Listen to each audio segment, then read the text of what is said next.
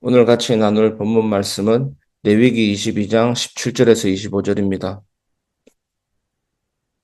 여호와께서 모세에게 말씀하여 이르시되 아론과 그의 아들들과 이스라엘 온 족속에게 말하여 이르라.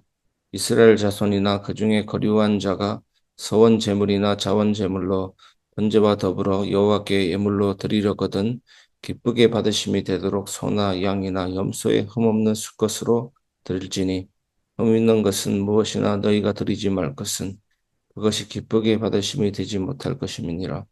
만일 누구든지 서원한 것을 갚으려 하든지 자의로 예물을 드리려 하여 소나 양으로 화목 제물을 여호와께 드리는 자는 기쁘게 받으심이 되도록 아무 흠이 없는 온전한 것으로 할지니 너희는 눈먼 것이나 상한 것이나 지체에 배임을 당한 것이나 종기 있는 것이나 습진 있는 것이나 비루먹은 것을 여호와께 드리지 말며 이런 것들은 제단 위에 화제물로 여호와께 드리지 말라. 소나 양의 지체가 더하거나 덜하거나 한 것은 너희가 자원 제물로는 쓰려니와 서원 제물로 드리면 기쁘게 받으심이 되지 못하리라. 너희는 고환이 상하였거나 치였거나 터졌거나 배임을 당한 것은 여호와께 드리지 말며 너희의 땅에서는 이런 일을 행하지도 말지며 너희는 외국인에게서도 이런 것을 받아 너희의 하나님의 음식으로 드리지 말라. 이는 결점이 있고 흠이 있는 것인즉 너희를 위하여 기쁘게 받으심이 되지 못할 것임이니라. 아멘.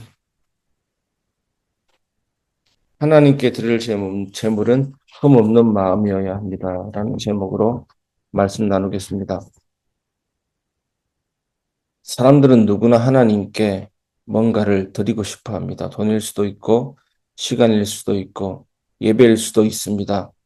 그러나 하나님께서 받으시는 것은 그저 양이나 돈이 아니라 그것을 드리는 사람의 마음의 상태입니다. 상한 심령, 진실한 마음, 하나님이 받으신다고 다윗은 말하고 있습니다. 오늘 본문은 제물을 드릴 때 흠없는 것만 드리라고 하십니다. 소나 양이 아니라 마음의 상태가 기준이라는 뜻입니다. 하나님께 드리는 예배가 왜 때때로 기쁘게 받으심이 되지 못하는지 오늘 말씀은 그 이유를 명확히 보여줍니다. 첫 번째, 하나님은 형식보다 마음의 흠을 보십니다.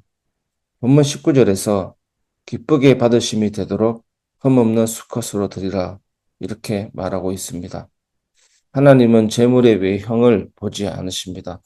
흠이 없는 제물은 곧 정직하고 회개하는 마음, 온전한 중심을 상징합니다.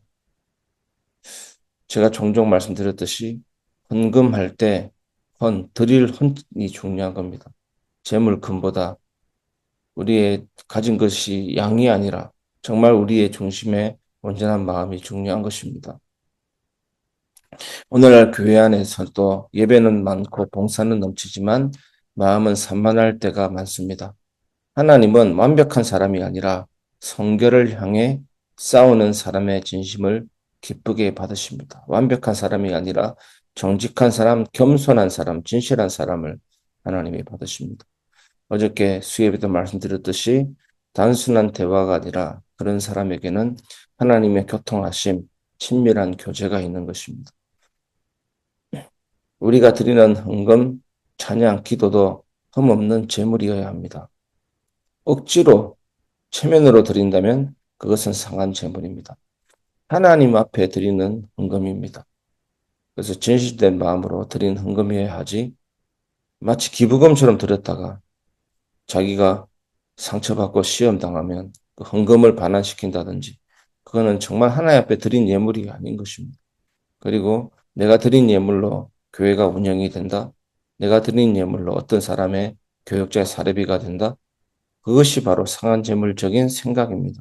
하나님은 그것이 기쁘게 받으심이 되지 못하리라고 분명히 말씀하십니다. 두 번째, 흠 있는 제물은 하나님을 모욕하는 행위입니다. 본문 22절은 이렇게 말합니다. 눈먼 것, 상한 것, 종기 있는 것, 습진 있는 것, 비루먹은 것은 드리지 말라. 이스라엘 백성은 하나님께 가장 좋은 것을 드리라는 명령을 받았습니다.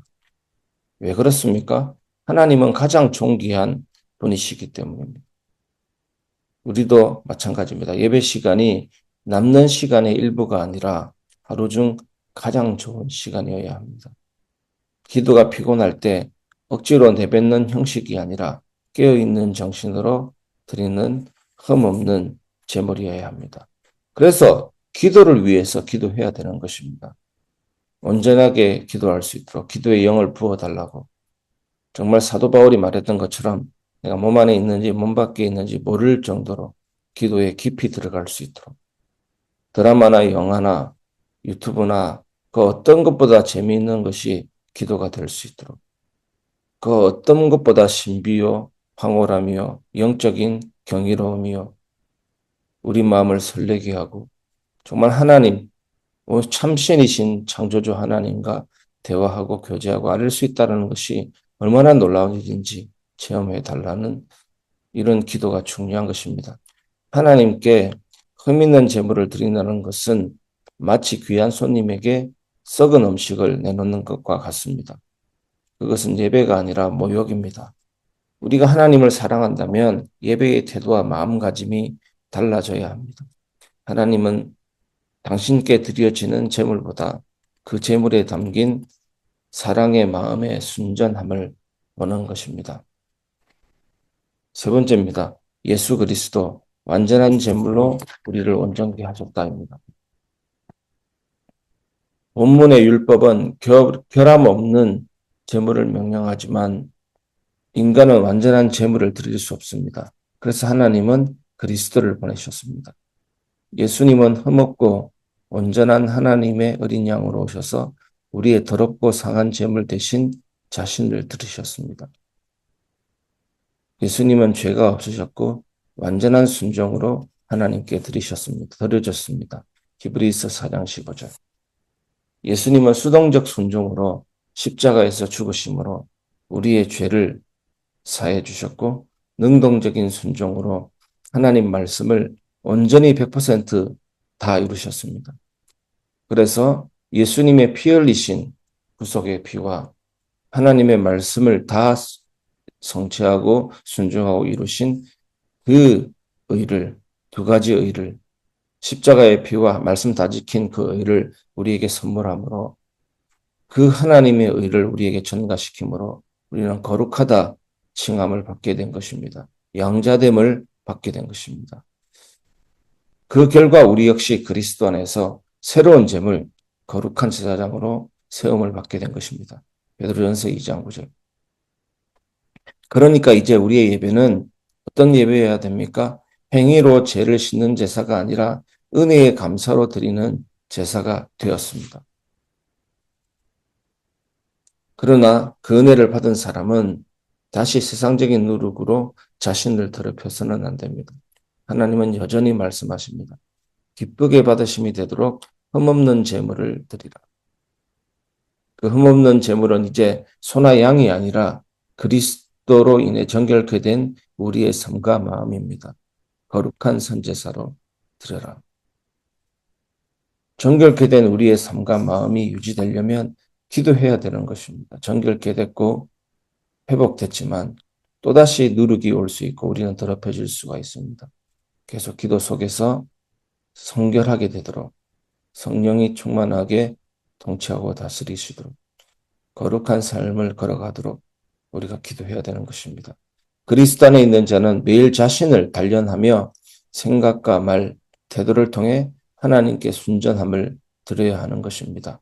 그것이 바로 예배이고 성도의 삶입니다. 예배 때만 그리스도인이고 예배 때만 성령 충만함이 아니라 우리의 삶이 예배가 되어야 되는 것입니다. 말씀을 마무리하겠습니다. 하나님께 드릴 제물은 흠없는 마음이어야 합니다.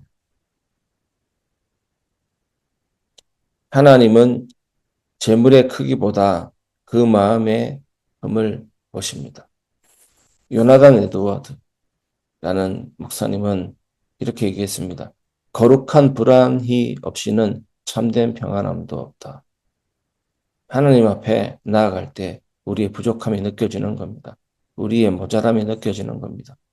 바울이 뭐라 그랬습니까? 예수 믿은 지 수십 년이 지난 후에 오라 나는 공고한 사람입니다.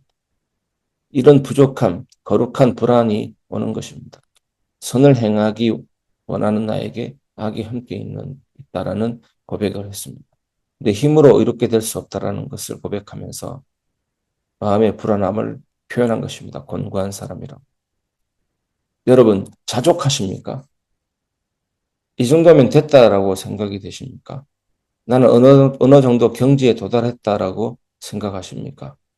더 이상 배울 필요가 없다라고 생각하십니까? 그것은 아닙니다.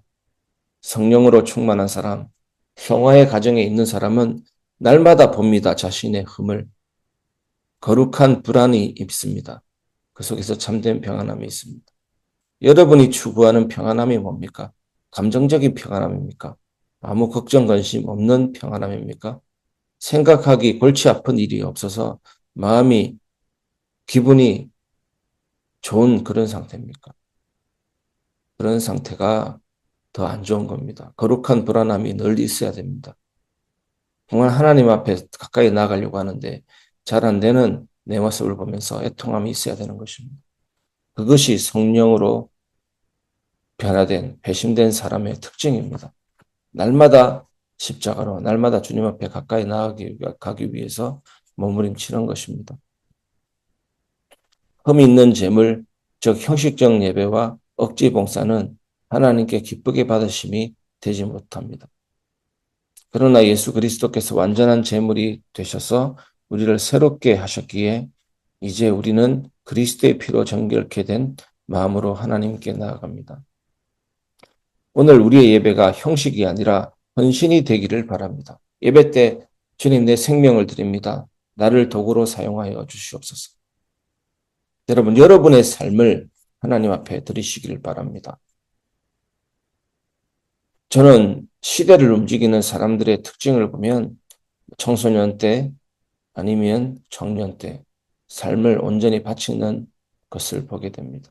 얼마 전에 미국에서 죽은 찰리 커커, 수많은 사람들을 변화시키고 영향력을 줬던 사람인데 이 사람이 20대 때 남들이 잘하던 술 파티 다 끊고 진짜 하나님 앞에 내 생명을 바칩니다 라고 헌신했을 때 그 사람을 통해 수많은 사람이 살아나게 됐죠. 오늘 여러분의 삶이 헌신이 되길 바랍니다. 헌신이 뭡니까? 바치는 겁니다. 드리는 겁니다. 오늘 여러분 하나님 앞에 헌신이 되는 형식이 아니라 헌신이 되는 예배가 되길 바랍니다. 예배 전 마음을 점검해 보십시오. 혹시 내 안에 흠 있는 재물이 있지 않은가? 그것이 교만함이라면 낮추고 미움이라면 용서하고 형식이라면 진심으로 바꾸십시오. 그럴 때 하나님은 우리의 예배를 다시 기쁘게 받으시고 교회와 성도에게 새 생명의 역사를 부어주실 것입니다. 흠없는 재물, 곧 정결한 마음으로 하나님께 나아가는 자를 통해 하나님은 오늘도 교회를 세우십니다. 주님, 제 안에 흠을 보시고 다듬어 주시고 예수님처럼 깨끗한 마음으로 당신께 드려지게 하옵소서. 이것이 오늘 새벽 우리가 드릴 가장 온전한 예배입니다. 참된 은혜가 있기를 주 예수님의 이름으로 축복합니다.